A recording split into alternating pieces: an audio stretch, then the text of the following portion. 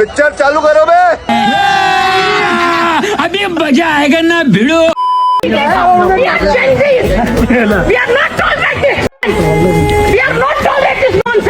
सारी देश की जनता को और अपने इंडियन आर्मी को, JNK की पुलिस को, लद्दाख की पुलिस को, मैं सबको हाथ जोड़ के माफी मांगती हूँ। मैं बहुत शर्मिंदा हूँ कि मेरी वजह से इतने लोगों को ठेस पहुंची। The more you fuck around, the more you're gonna find out.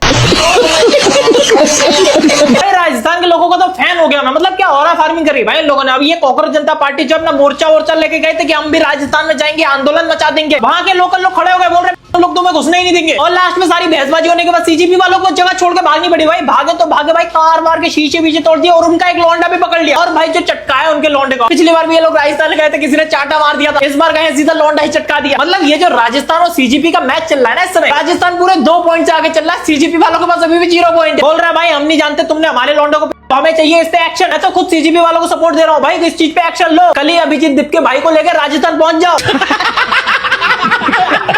जय श्री राम मेरे सभी सनातनी भाइयों को स्वागत है आप लोग का दोबारा से एक और धमाकेदार वीडियो के अंदर, जिधर मैं लेके आ चुका हूं आप लोग के लिए फिर से एक नया सा video.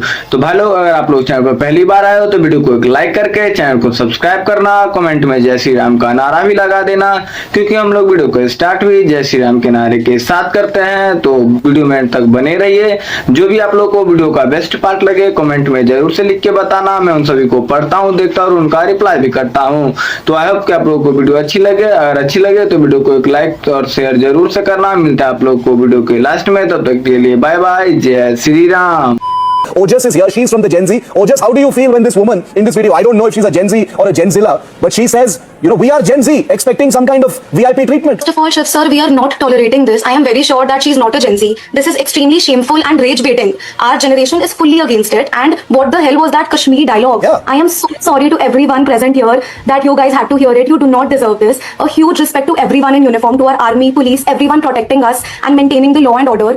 We literally sleep peacefully because of you all. Ma'am, you mentioned about Kargil. I recently watched Operation Safed Sagar. I'm also reading this book on Operation Sindoor. And honestly, it was so emotional because you see what our soldiers have gone through, what they have sacrificed. But the Ladakh video where Colonel Nikunj Dharma was only trying to maintain discipline, law and order, a tourist is seen confronting the army personnel. This is Ladakh. As you said that these are strategically sensitive border areas, right? Yeah. The army is not there randomly. Security protocols exist for a reason. And they are also who allow us as tourists to roam freely, safely. Exactly. We are tourists. The bare minimum we can do is respect them.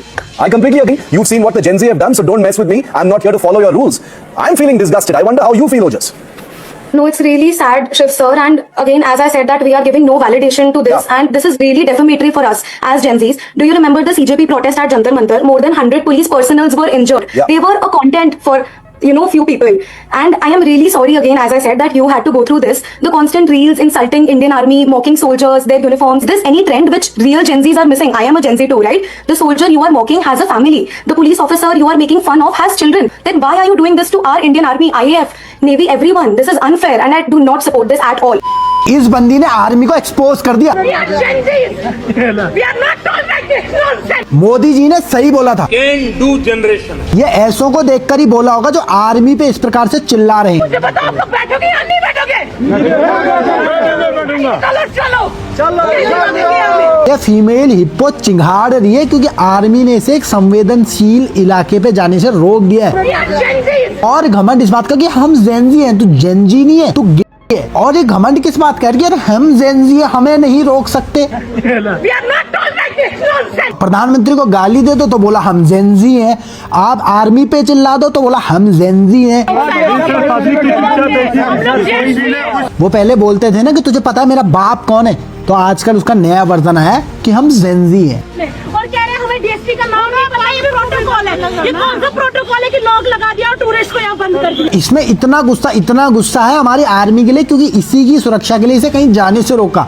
अगर सोचो इसे कुछ खाने से रोका होता तो क्या होता। नहीं सर, हम कुछ नहीं कर सकते। अथॉरिटी को कॉल करो, बोला यहाँ पे पब्लिक परेशान हो गई है, हम लोग यहीं बैठ जाएंगे, मिट्टी में ही बैठेंगे कभी। मुझे पूरा भरोसा है अपने देश की आर्मी को, कभी भी पाकिस्तान को है।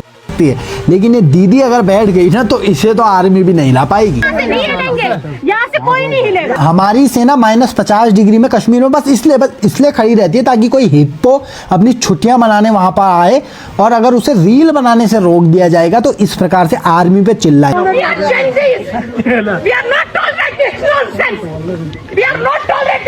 इतनी बदतमीजी के बाद इसे वादियों में नहीं, आर्मी के साथ बैरक में सुलाना चाहिए ताकि उनके संघर्ष भी इसे नजर आए। क्या आपको भी लगता है या इसे आर्मी के साथ बैरक में या पुलिस के साथ जेन जी को में डाल देना चाहिए? जो लगता है कमेंट करके, जो एग्री करते हो तो फॉलो और शेयर कर दो। भक्ति बुद्धि पर भारी पड़ जाए तो सच कड़वा लगता है और सवाल गुनाह लगता है। रामायण में 100 पुत्र के एक अंधा बाप था और आज के कलयुग में एक बाप के करोड़ों अंधभक्त पुत्र हैं। मतलब ये कुछ भी बड़बड़ा रही है और महाभारत की कहानी रामायण में ला रही है। अपने हर वीडियो में हिंदू धर्म को टारगेट करके और खुद सबके कमेंट में जाके जय भीम चिल्ला रही है। मतलब बोलने की आजादी है तो कुछ भी बोलती जा रही है। मोदी जी ने इतने शौचालय बनवाए हैं फिर भी इंस्टाग्राम पे आ रही है। बुद्धि के पीछे लिए महाभारत को रामायण में ला रही है। कुछ और नहीं मिला तो हिंदू धर्म पे आके अपनी अभी मैं गाली नहीं दे सकता। नहीं मैडम का कहना है करोड़ों अंधभक्त हैं, तो सोचो जरा 140 करोड़ भारत की आबादी है और 1 करोड़ राम भक्तों से ही इनकी पड़ती है। ये महाभारत का पाठ अपने को मत पढ़ा।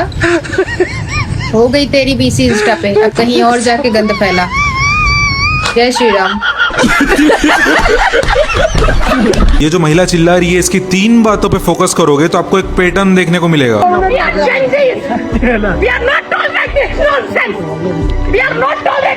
कारगिल जैसे सेंसिटिव एरिया में अगर आर्मी ने रोड ब्लॉक किया है तो उसके सिक्योरिटी रीजंस हो सकते हैं, लेकिन दीदी ने चीखते हुए मेनली 3 पॉइंट्स पे आर्ग्यू किया है। पहला ये है कि वो जेंजी है, दूसरा है कि we are not tolerate this anymore, grammar को इग्नोर करना, तीसरा ये है कि दीदी ने टैक्स पे किया इसलिए सिक्योरिटी फोर्सेस को सैलरीज मिलती है। और अब आप पैटर्न समझो, ठीक है, दीदी घूमने आई होगी, दीदी अपनी फैमिली के साथ होगी, उनको दिक्कतें भी हुई होगी, लेकिन आर्मी आपके आइटनरी के हिसाब से तो काम करेगी नहीं। और इंप्रेसिव चीज तो ये है कि जिस कामनेस और पीसफुल माइंड के साथ जवानों ने इन बेकाबू दीदी को हैंडल किया है, it seriously raises an uncomfortable conversation on the name of Gen Z. और इसी पैटर्न की मैं बात कर रहा हूँ कि जेंजी होना तुमको रेबिलियन का सर्टिफिकेट देता है क्या? Don't you understand difference between disrespect and questioning? Social media पे फेक नैरेटिव्स चलाए जाते हैं इंडियन आर्मी के अगेंस्ट। सीजेपी के प्रोटेस्ट में गाली पड़ी थी इंडियन आर्मी को। अरे इंडियन आर्मी को खुद प्रेस कॉन्फ्रेंस करके पब्लिक वार्निंग इशू करनी पड़ती है। और तुम टूरिस्ट हो यार, तुम वो जगह की ज्योग्राफी देखो, वहाँ की हिस्ट्री देखो, वहाँ की सिक्योरिटी देखो।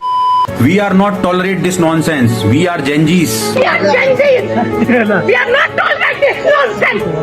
We are not tolerate this nonsense. जिस दिन सेना ने ये कह दिया ना कि we will not tolerate this, उस दिन इनके अंदर का जेंजी कहां से निकल के भागेगा ये सोच नहीं सकते।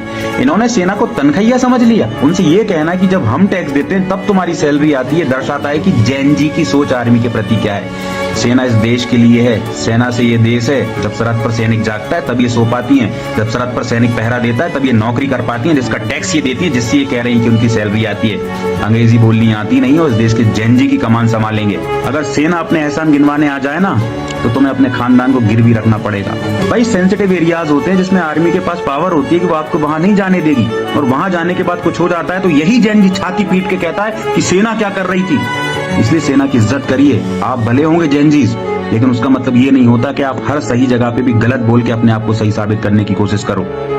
8,500 करोड़ रुपए वैसे ही पड़े हुए और मुझे तो पता था ये रील जरूर आएगी, तो आओ इसी को ही डिकोड करते हैं आज। क्यों ये पैसा नए स्कूल्स बनाने के लिए इस्तेमाल नहीं हो रहा है? 2014 के बाद 650 नई यूनिवर्सिटी, 7,200 नए स्कूल और 250 प्लस मेडिकल कॉलेजेस खुलवा चुके हैं मोदी सरकार। एक स्कूल के अगर 8 करोड़ लगते तो 1000 से भी ज्यादा न्यू हाईटेक मॉडल स्कूल्स बनाए जा सकते थे। 8 करोड़ रुपए में हाईटेक स्कूल बनता ना, तो फिर पंजाब में 32 करोड़ रुपए का जो केजरीवाल ने स्कूल बनाया है वो कैसे एक साल में टूटने लग गया? And the PM should show that he actually cares.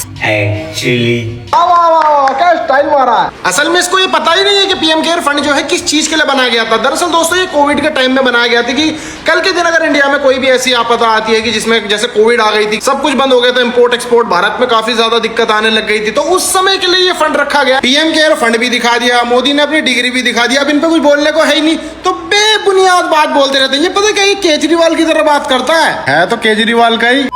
सालों पहले इनके बड़े भाई साहब भी मोदी जी की डिग्री ही देखना चाहते थे। एक ही हो सकता है, इसलिए नहीं दे रहे क्योंकि अहंकार है। कि मैं क्यों दूं? और दूसरा प्रश्न जनता के मन में ये उठ रहा है कि डिग्री इसलिए नहीं दे रहे क्योंकि डिग्री हो सकता है फर्जी हो, डिग्री हो सकता है आज से लगभग 10 साल पहले 9 मई 2016 को उस वक्त हमारे भाजपा के अध्यक्ष अमित शाह जी और हमारे वित्त मंत्री अरुण जेटली जी ने मोदी जी की दोनों डिग्री यानी कि बीए और एमए की डिग्री एक प्रेस कॉन्फ्रेंस में सार्वजनिक की थी। उसका वीडियो मैं आपको भी दिखाती हूँ। उससे पहले मैं आपको बता दूं कि मोदी जी की बीए की डिग्री दिल्ली विश्वविद्यालय में 1978 में प्राप्त हुई और मोदी जी की एमए की डिग्री गुजरात विश्वविद्यालय में 1983 में प्राप्त हुई। अब आप ये वीडियो देखिए। श्री अरविंद केजरीवाल ने सोशल मीडिया में और सूचना आयुक्त को और प्रधानमंत्री जी को पत्र लिखकर बार बार एक झूठ को सच साबित करने का प्रयास किया और पूरे देश के जनमानस में भ्रांति फैलाने का प्रयास किया कि प्रधानमंत्री जी की जो डिग्रियां हैं वो फर्जी है, सच नहीं, जबकि वास्तविकता इससे कोसों दूर है। आज मैं इस प्रेस वार्ता के माध्यम से आप सबके सामने प्रधानमंत्री जी की बीए की और एमए की दोनों डिग्रियां सार्वजनिक करना चाहता हूं और ये दोनों डिग्रियों की प्रति भी आपको उपलब्ध करा दी जाए। जो चीज पब्लिक डोमेन में है, जो चीज यूनिवर्सिटी की वेबसाइट पे है, उसे मांगने के लिए कोर्ट में जाना, तो ये सिर्फ कोर्ट का समय बर्बाद करना है। तो ये पढ़े लिखे अनपढ़ उस चीज को ढूंढ रहे हैं जो सार्वजनिक रूप से 10 साल पहले से पड़ी हुई है। और ये जो तुम मुझे आके कमेंट्स और मैसेजेस करते हो कि अगर तुम पढ़ी लिखी होती तो अंधभक्त नहीं होती, तो ऐसे होते हैं पढ़े लिखे तो भाई मैं अनपढ़ ही ठीक हूँ। एटलीस्ट कोई कॉकरोच आके मेरा बेवकूफ तो नहीं बना पा रहा जैसे तुम्हारा बना रहा है। तो तुम अपनी और अपने इन कॉकरोचों की शिक्षा पे थोड़ा ध्यान दो, थोड़ा पढ़ लिख लो, उसके बाद हमें कमेंट्स में आके गाली दे लेना। वैसे तुम्हें गाली के अलावा और कुछ आता तो नहीं है, ये इसका प्रूफ भी है, बदतमीज ना हो तो सर मैं इसलिए आपके माध्यम से आगे अपनी मौके पहुंचाना चाहती हूँ और मैं कुछ भी चाहती हूँ सर। मेरे मुंह से निकल गया कि हम लोग जैन जी हैं, हम लोग ये बर्दाश्त नहीं करेंगे, क्योंकि उन्हीं दिनों आपको पता है 1 महीने पहले जंतर मंतर पे जो चीजें चल रही थी वो दिमाग में मेरे घर कर चुकी थी, जिसकी वजह से मेरे दिमाग में पता नहीं क्या उस टाइम क्या मुझे नहीं समझ आ रहा क्या प्रॉब्लम हुआ कि मैंने उस टाइम वो मेरे मुंह से निकल गया वो वर्ड, जबकि मुझे नहीं बोलना चाहिए था। क्योंकि मेरे को क्या मतलब बनता है कि मैं वहाँ पे सिक्योरिटी जो वो थे वहाँ पे लोकल पुलिस में उनसे जैसी बोलूं, मुझे नहीं बोलना चाहिए था। इसलिए मेरे कोई पर्टिकुलर किसी को पॉइंट नहीं था कि मैंने जैसी को पॉइंट किया या किसी और को पॉइंट किया। मेरे बारे में लोग इतना गंदा कमेंट कर रहे हैं, बहुत उल्टे सीधे कमेंट कर रहे हैं, जिससे मेरी फैमिली मेरा सारा। थैंक यू भाई लोग, आप लोगों ने वीडियो को लास्ट तक देखा। आई होप कि आप लोगों को वीडियो अच्छी लगी होगी। अगर अच्छी लगी होगी तो वीडियो को एक लाइक करके चैनल को सब्सक्राइब करना और कमेंट में जय श्री राम का नारा लगाना ना भूलना। मिलते हैं आप लोग से किसी और वीडियो में, तब तक के लिए बाय बाय, जय श्री राम। और हाँ भाई लोग, अगर आप लोगों को वीडियो अच्छी लगी होगी और जो भी पार्ट आप लोगों को वीडियो में बेस्ट लगी वो कमेंट में जरूर से लिखना। मैं उन सभी को देखता पढ़ता और उनका रिप्लाई भी करता हूँ। तो चलिए मिलते हैं किसी और वीडियो में, तब तक के लिए बाय बाय, जय श्री राम।